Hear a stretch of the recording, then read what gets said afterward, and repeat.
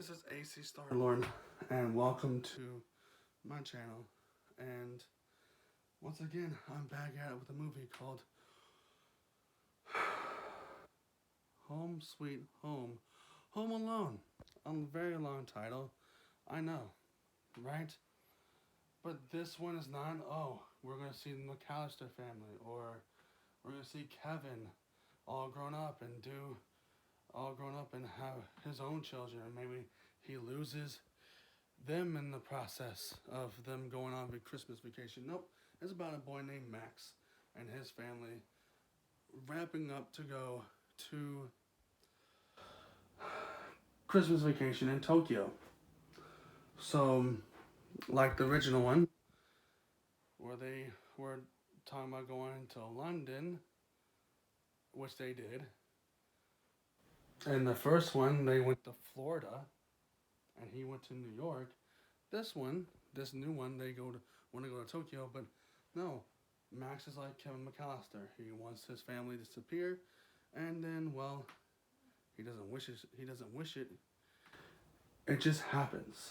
So in the beginning of this movie, you have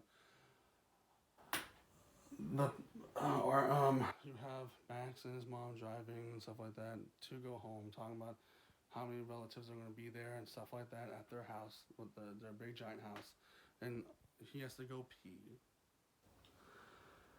and they go pee in this and the strangers' houses, and there two strangers' houses, which end up being the Harry and Marv of this this new movie franchise, and one's a teacher, which is the mother of the household, and the husband is like a digital analyst dude, and so they go to Max and his mom go to this open house for him to go pee,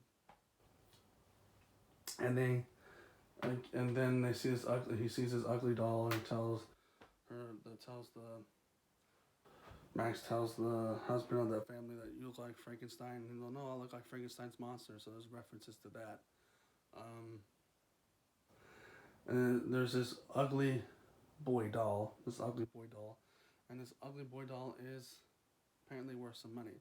So later on, when you see Max go back home, it's kind of like the original Home Alone, where everyone's doing their own thing, all their families doing rowdy things, and Max can't handle it.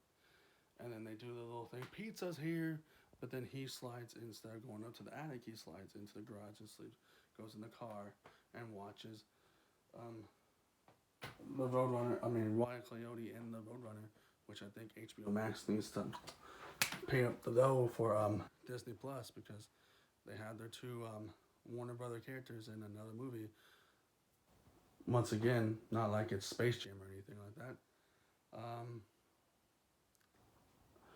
So then we go to the supposedly the Harry. We go to supposedly go to the new robbers, which I said are Harry and Marv of this franchise, and the husband is looking up the doll, the price up for that ugly doll, and it's worth like $2,000 or so on eBay. So he goes and checks it, and then the doll's gone. They assume that was the little boy Max that stole it, and then they formulate the husband and the wife, the Harry and Marv of this franchise, formulate a plan to get their doll back. And Max wakes up. You see the next moment he wakes up in the car, goes inside the house. All his family members are gone. And then the Harry and Marv husband was there before he wakes up, and then he figures out the code and everything, how to get in the house. And then supposedly they try to do their attempts to go in and out of the house every single time, just like, well, not just like the original, because the robbers only did it one time. But of course, he's not a cop. So like in the original one, Marv was a cop. He was a cop and checking out the house, how he can get in and get out. This one is just they're just a normal family trying to get their stuff back. So basically, it's a back and forth getting inside the house, and then Max is doing normal stuff like going to a charity and going to the church to donate, or I guess not donate a toy, try to get a toy because he's rich and privileged, and basically go to the lady and said, "Do you have a shopping cart? Do you have a shopping cart?" And she's like, "No, this is for kids that need it." Well, it's worth a try, and all that stuff. And then he also quotes the same lines that we all heard, and all that stuff. Except maybe this is my instead of this line, this is my house. This is my house. I gotta protect it. Don't get scared now. He goes, lock and loaded. That's not the phrase I want to hear from a rebooted franchise of a Home Alone movie. And then they go on that, and of course they do that sequence where they set up the booby traps, and I didn't really feel scared for these. I don't really feel scared for these robbers, aka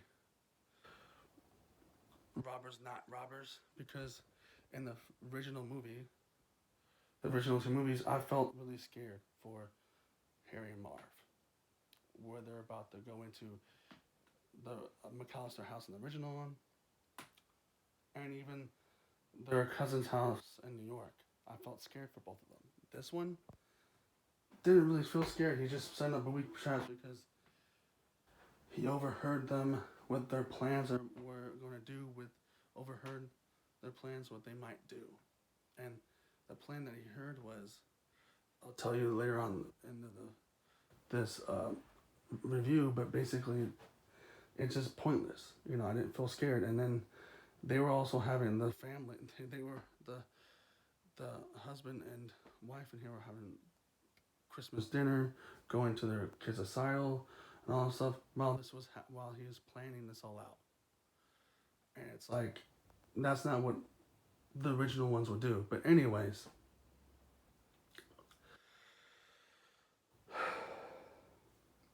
it was very hard for me to sit through. I mean, I sat through this movie. It was very hard for me to sit through this movie where they're trying to do tropes and Easter eggs and make it original but new at the same time with this, and it's very hard. The only thing that I liked about this is also something in the end, which I tell you at the end of towards the end of this.